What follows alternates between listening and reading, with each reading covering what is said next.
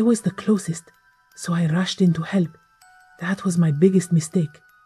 The second figure turned and delivered a powerful blow to my ribs.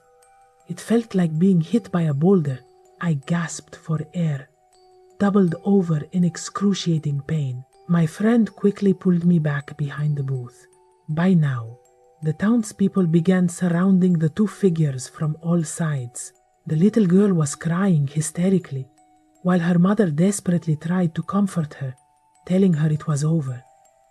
The crowd surged into the alley, but as soon as they saw the faces of those two creatures up close, everyone froze. The creatures carried no weapons, but their mere presence was deeply horrifying. People shouted at them to stop and put their hands up, but neither figure reacted. Even when threats were yelled, there was no response at all. Suddenly, someone threw a metal chair that hit one of them hard, but the creature did not flinch or even acknowledge it. Then, both figures began walking toward the far end of the street, where thick pine trees met a temporary plastic fence marking the festival grounds. Oddly, they did not climb over it. Instead, their bodies slid through the narrow gaps in an impossible manner, flattening out and passing right through without the fence making a single sound. A man nearby pulled out a handgun and fired a shot toward the trees. The gunshot echoed through the night before, fading into the dense forest. Suddenly, the sounds of the night rushed back. The power generator flickered, and people started screaming, stunned that a weapon had actually been fired.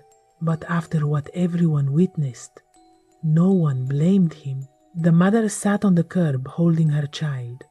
The strange grey powder was still smeared across her shirt, flaking off whenever she moved.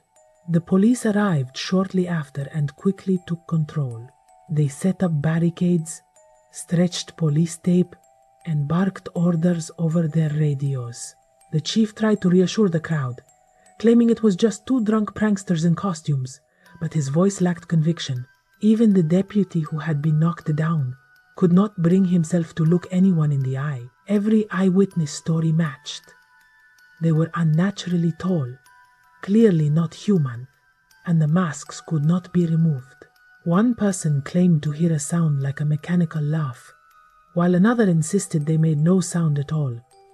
Paramedics bandaged my friend's sprained wrist and placed ice packs on my bruised ribs. The little girl was wrapped in a thermal blanket and offered water, but she remained